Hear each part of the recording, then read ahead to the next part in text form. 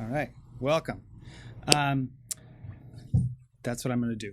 So this is work that was performed entirely in my head. No grad students were harmed in the performing of this research. And so let me explain a little bit. This is an atypical paper for CCS. Let me explain a little bit about why I'm talking about this, why I'm here. This is a very controversial and highly polarized issue, which is about law enforcement gaining access to encrypted data. And as a result, because it is so controversial and highly polarized, this is something where discussion around this has largely been political discussion. And you can see that in terms of the kind of very emotionally laden terms that gets used, like going dark out of the FBI side, or the term like backdoor, which has a negative connotation that gets used on the other. And so, in fact, we've had quite a bit of discussion at the policy level on these things. So there's a gazillion papers, but they largely are about this, this in the general sense. Like, is this something that law enforcement needs? Should they have it? Do we want it? What would be the bad case if they had it, if it was in a particular fashion, and so on and so forth. Sadly, however, from my standpoint, there's extremely little technical discussion on this question in our community. So in terms of what trade-offs are available and at what cost. So it has largely been left entirely abstract. And so as a result, we have two sides that are inherently talking past one another, where each sets up a straw man for the other. My position, my opinion, is that, in fact, there are a bunch of really interesting technical questions here that have largely been unexplored. And that, on balance, we are better off knowing the answers through exploring them than just not talking about it and sweeping it under the rug. And so to encourage that outcome and to try to push back against leaving this entirely abstract, I am going to describe a particular concrete design for trying to provide a trade-off, in particular, as the title says, providing lawful access to encrypted devices without engendering additional risk of mass surveillance.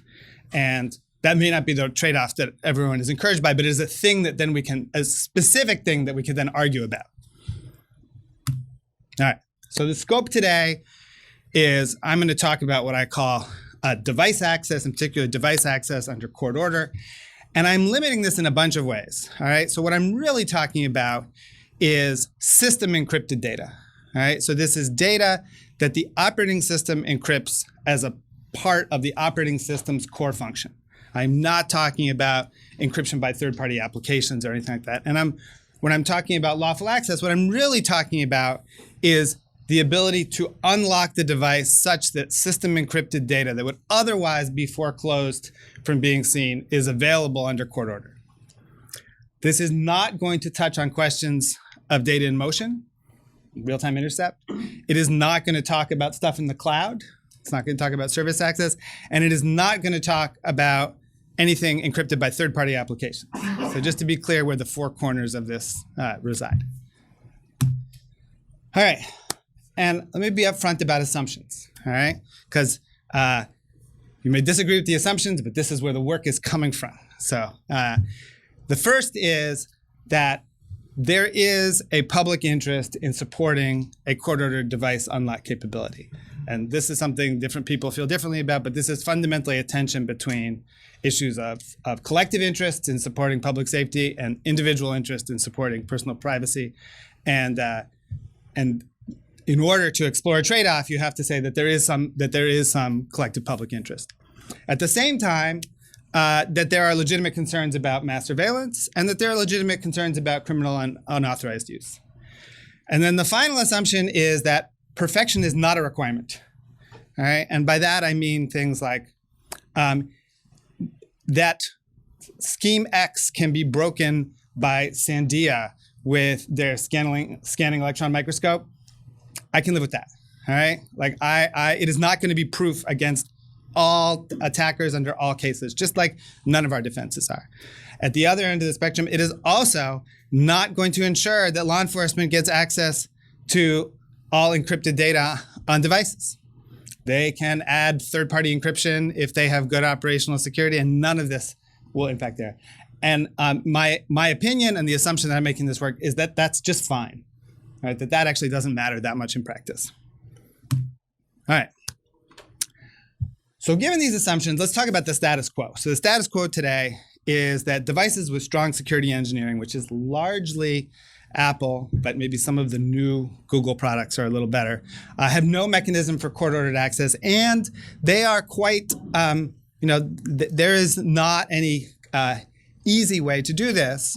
And so the end result is that we have what's called vulnerability-based access, or lawful hacking. And so you have a number of outfits, of which the most visible are a company called Celebrite out of Israel and a company called Grayshift that sell products whose what they do is they use bugs in the implementation of these phones and chips to provide access for governments on a commercial basis. And so if you kind of think that through further, what that really translates to is that we are taking public dollars, because this is what it's paid with, to pay for zero-day exploit development, because that is what this is, into companies that have a business model that fundamentally prevents disclosure, because they can't disclose these things because their business is predicated on the fact that they work, and they won't work if they disclose what they are. So if you think back to the San Bernardino case, we still have no idea what vulnerability the FBI used to unlock that phone. We don't know if it still exists. We don't know how it operates. We know nothing. And as well, because we have outsourced this to the private sector, there aren't any technical safeguards on how this gets used, because it's not controlled by the companies who manufacture these devices. They're third-party companies. They build it however they build it. Moreover, there are no statutory limits on who can use this technology. Anyone can buy this stuff. Any government can buy it. Any agency can buy it. In principle, any private actor can buy it. So we rely on kind of the goodwill of these companies to only sell to good actors. My opinion is that no one should be happy with this status quo. All right, that this is not a good state of affairs for us to be in. All right, so here's the motivating question that drove me to write this paper is, can one design a system that does several things? The first being provide a system where under court order, you can unlock a device that would allow access to system-encrypted storage on that device, while at the same time not providing any additional purchase for unauthorized actors to gain access to that device or that data. You're not making the situation worse. And that is not useful as a mass surveillance tool, whether or not you're authorized in any context. And that was, in some sense, both of these are motivated by, I think, the primary concerns that the civil liberties community has in this debate. One is you're gonna make everything weaker, and that this is either it's going to end up being used by criminals or it's going to end up being used for mass surveillance. And then finally, that can you do it in a way that is simple? And this is a personal judgment, but I think that we tend to over-design systems and make them complex, and that is one of the reasons why we end up having so many bugs, because they're very hard to understand. And so I am heavily motivated to provide a system that is simple enough that I can understand it, and that should make it easy for all of you to understand it. All right. So let's talk about the threat model. It's a pretty open threat model. All right. So I assume the adversary has the device, they get physical access, they have the code, they can manipulate it, they can manipulate the environment, they can do side channels, they can do glitching, they can do anything. I am not foreclosing any of those options from the adversary, but I think we need to be realistic about what the cost associated with those things are. Not in the threat model, weakness in the crypto. Like if you believe in AES and SHA-2, then you still believe in them. It's not that there are secret holes that we don't know about. I'm also not including flaws in the designer code. So if the manufacturer puts in a Trojan, either by accident or deliberately, I can't do anything about that, and neither can you. We don't have a fix for that problem. Covert tampering, I'm not going to deal with that either. If someone takes your phone and replaces the touchscreen so that they measure what your keystrokes are for your passcode, I'm not going to deal with that. And then finally, I am not going to deal with wanton breakdown in rule of law. All right, so we are going to depend on the fact that you have rule of law and there are courts and you trust in the courts. And whether or not you trust in the courts, I think from an aspirational standpoint, you have to want to trust the courts, because living in a society in which you don't have rule of law is not one that I think any of us want to live in. All right, and so then given this, the question is, that I think we should be evaluating is what additional risk is imposed by these new mechanisms. All right, so I contend that that a number of these we can do actually very simply just by how we design the solution, and you can do it without, in fact, getting crypto involved at all. And so the basic idea is incredibly simplistic. All right, it's, hey, you need to be able to unlock the device. Keep a copy of the password used to unlock the device on the device. All right, now let's talk about that. So how are we going to protect this copy from being used, in particular for mass surveillance, since that was the big motivating issue for me? And the principle here is that you want to make the ability to access this copy very expensive, so that there are mandatory per device real world costs. And so we'll talk about costs in effort, so that it requires physical possession of the device and disassembly of the device, and that it requires cost in time, that you're going to need to hold on to this device for an extended period. And I propose 72 hours before you can get anything done. And these are not, very convenient for law enforcement. It means that they can't do anything with a device they haven't seized, and it means that they have to wait to get any answer. But this is totally doable, well within the range of the kinds of things that they have to deal with in case management. Like it takes them a long time to get to any of this stuff. But the nice thing about it, this does not scale to millions of people, right? There is not a reasonable way that the FBI comes in and just seizes 300 million phones in the United States every week so that they can go and probe them all so that they can get the code and find out what's going on. All right. Moreover, even should you do this, it is difficult to conceal, because I need to take your device from your possession and hold on to it for an extended period. All right. So let's talk briefly about how I propose implementing this in the design. So the first is what I call self-escrow. Basically, the idea is we should have a separate component that has a non-volatile memory, but is write-only. All right. And so when you set a new passcode, you will write it into this write-only hardware component. And there is no read path. There is no way to utter a read to this piece of hardware. And ideally, this is a discrete piece of hardware, right? That it is a separate circuit. And it's kind of as Apple did in their latest chip. They have a secure storage IC, just where they've separated it out even from the core. But realistically, it is something that could end up being implemented in their secure core, like the secure enclave processor, at some expense in security, I think. But the end result means that if you want to read it, the only way you're going to read it is we're going to have a separate reading mechanism where there are dedicated pins that you have to open the device and disassemble it to issue a read request. So there's no other way to do it but by having physical access.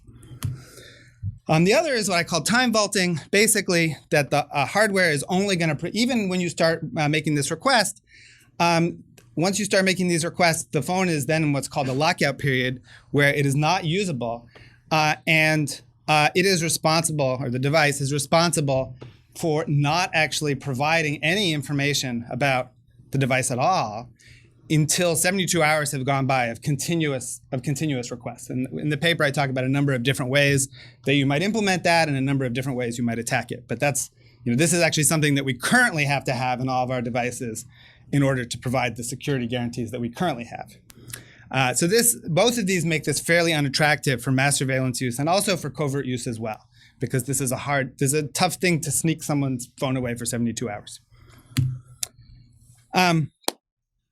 However, I haven't talked about this issue about unauthorized actors. And as I've described it so far, this is this kind of weird little thing where there's a copy of your passcode hanging out there in the clear on your phone. And anyone can do this. So if someone steals your phone, they go and they take it apart and they get some black market tool and then they can read it. So we need some additional properties that would be beyond non-scalability. And so among the ones that we would like, authorization. So you'd like it to be the case that only someone with strong evidence of a court order can access this passcode, even with these other, even with physical access and an extended duration physical access. We'd like particularity, so whatever authorization is used should only be good for opening a singular device and not useful for any other device, and some transparency that if your device is unlocked in this fashion, that you should be able to be aware of it. All right, so now we need a tiny bit of crypto because we're going to do authorization. And so bear with me that there are, for every device, that there are going to be 3 random 256-bit values that get created at the time of manufacture. There's a unique identifier that is not correlated with any other identifier. There's an authorization secret, and then there's a seed value that we'll talk about later. For now, you can focus on the first 2. And so the idea is the manufacturer will keep a copy. We'll call this the authorization database. And each device will have this written into it. The identifier, a hash of the authorization secret, which is burned into fuses, and then this seed value is in NVRAM. And all of this is in private state storage, so it is only available to this self-escrow device, this dedicated piece of hardware that is write-only. So this is equivalent to like the UID in the current Apple iPhone if you follow Apple security details. So just to be absolutely clear, you have a bunch of devices. Apple, or each manufacturer, maintains a database of these various things. One of them corresponds to your device. The device has its identifier, a hash of the authorization secret, and then this other random number. So here's the way the proposed authorization protocol works. Law enforcement seizes the device. They probe it for 72 hours. At this point, they have the identifier. Before then, they don't have anything about the phone that they can provide. They then have to obtain a warrant in the United States from a judge. The manufacturer validates the warrant, looks up the identifier in their database, and provides the record to law enforcement, including the authorization secret. Now, having had this for 72 hours, the phone is in a mode where it'll accept the authorization secret. They can validate that by hashing it and seeing that it's the same as the hash value that they have, and at which point it self-unlocks using the passcode, and the device can now be read. All right, quick discussion, because why have the manufacturer hold the keys? Because this is when Ray Ozzie had a similar proposal in his clear clear design that he got beat up about. And I think that there are a number of very crisp reasons why the manufacturer is an appealing place to do this. One, they're distinct from the government, so they have a different set of concerns, and there is some evidence that some companies have been willing to contest governments before. Right? We have that in the form of Apple, and we have that in the form of Yahoo, and we have that in the form of Google in various contexts. Not always, but in some contexts. It's definitely different from the government having the keys. The other is faith sharing. You already need to trust the manufacturer. If the manufacturer wants to own you, you're host, right? They can push a software update and then we're toast. Finally, they already handle legal process. So how to minimize the risk that the keys are stolen? I'm going to argue make them hard to access we can store them offline. You can put them in HSM, can have multi-party authentication, and then you can rate limit. You put this basically in a device that you don't go to very often because you don't actually have to handle very many of these a day. If you look at what lawful process looks like, this is actually a modest thing. And then in the paper, I talk about a bunch of ways you can validate the request, so even the people who are there don't actually know what they're dealing with. And in the interest of time, I'm going to skip transparency, which in all honesty is the weakest part of the paper. All right.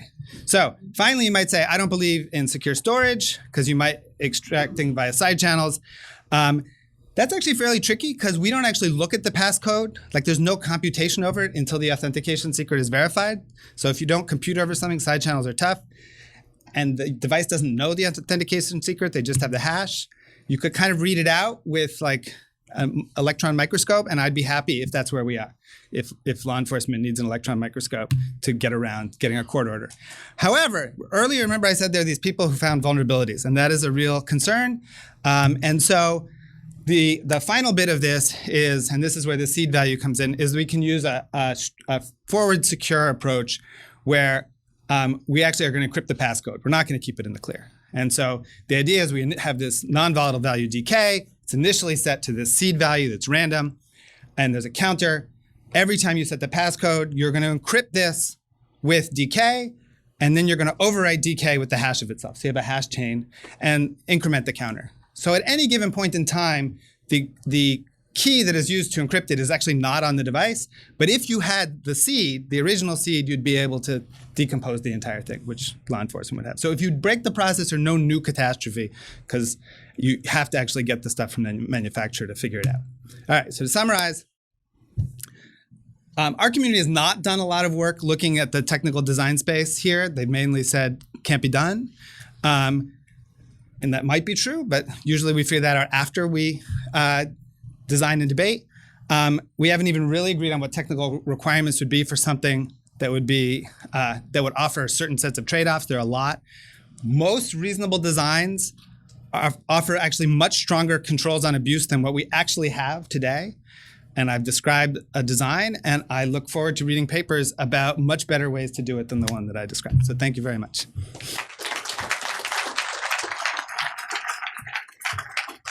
Questions? So first of all, thank you very much for doing this, even though it all makes my stomach uneasy and stuff like that, as you can expect. It helps having tenure. It's I absolutely agree that just that we can analyze the feasibility of these things without freaking out, even though I'm freaking out. But I'll try not to. What I found particularly interesting was the notion of making it non-scalable. Mm-hmm. I think that's critical for anti-surveillance. Right. I think that's critical. I think it's central. If we look at something like pen registers, back when those court decisions were made to allow that, those were expensive for law enforcement to do. Now they're free. Pens are free. Wiretaps are not. Right. Pens are pretty much free. Yeah. So I am talking about pens. And so I do think that as this research continues, focusing on that, of making sure that it's not only expensive now, but that it will continue to be expensive. And I probably didn't actually have a question, but right. Thank you. Thank you.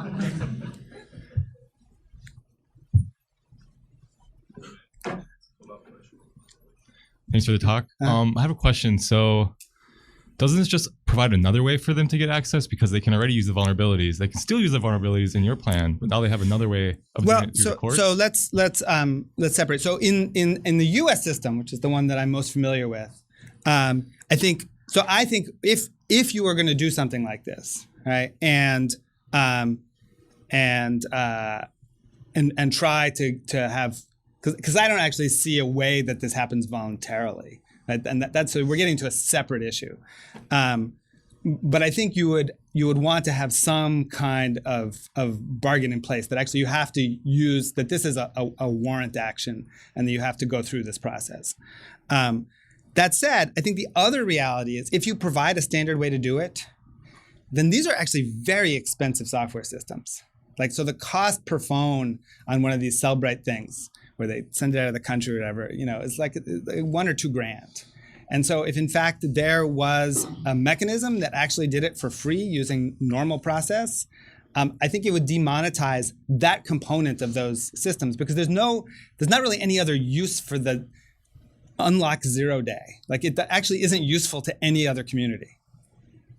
Thanks. If we go back to papers like Keys Under Doormats and Keys Under Doormats Part 2, the argument was never that we didn't know how to design such systems. The argument was that we didn't know how to build them securely. And I didn't really see you address that point in this talk. I wonder if you have anything to say about that. Oh, so I would actually say that one of my main criticism for Keys Under Doormats and its successor is that they're not clear about what it is that they're worried about. So, for example, there's quite a bit of like forward secrecy is going to go away. And that presupposes a particular model for what lawful access might be. And so I don't think you can actually have this debate about threats and counteractions unless you get concrete. All right. So Now, to the second part of the question, do I think you can build this securely? So I can't say for sure because I haven't done it. All right. However, I am in the process with another collaborator of working on the hardware, on a hardware-based circuit component. And like the only way I know in real life to talk about building something securely is you build it, and then you let people bang against it. And like we don't have proofs of hardware security. They don't exist. Right? There's not even a thing where we can convince ourselves that it works because we've found ways around it. So I think that is the standard ultimately. Okay, thank you. So maybe a quick follow-up, if I may. One of the challenges of taking that kind of approach is that the industry and the people on one particular side of the debate will take your ideas and run with them and say, hey, this is a solved problem now. You guys should all get on board. You guys are on the wrong side of the fence now. So how do you deal with that argument? So there are going to be limits to my ability for people to spectacularly misinterpret what I've said. And I will try my best to prevent people from spectacularly misinterpreting what I've said.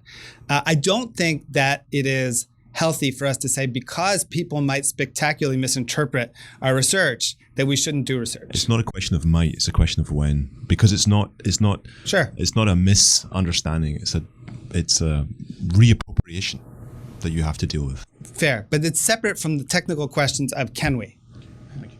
Yeah. All right. Thanks for the talk. So there is already a mechanism that does most of what you propose. In a way, like you can get law enforcement access to encrypted data without scalable surveillance. And that's having manufacturer-signed code that runs inside the trusted execution environment. And it's possible to restrict those to be able to run on specific devices. And they do this all the time for debugging, right? Right. So my question is, do you think that when Apple said they can't do this without enabling mass surveillance, is it because it was technically impossible, or is it because of other considerations? Because this kind of code signing for debugging seems to do most of what you suggest. So I will say that solutions that involve having trusted execution environments with arbitrary code running in them make me nervous, because that actually has this, now the whole trusted computing environment is, or the execution environment is an attack surface. And we have more than our fair share of examples of that falling apart. And to my mind, it fails the simplicity test. Right? I think that the easiest way to reason about security is to make the thing exactly as simple as it needs to be and no more complex, no extra features, no general computing, none of that, because that's where we get into trouble. And so I would, I don't dispute that you could do this other thing. And in fact, if you live in a country where someone can force the manufacturer to download code onto there's nothing you can do. You're right. I'm not very interested in that part of the design space. So my comment was more that when Apple said they couldn't do it, it wasn't really because of a technical impossibility. It was probably because of other concerns. That's absolutely correct. Right. Thank you all very much. All right.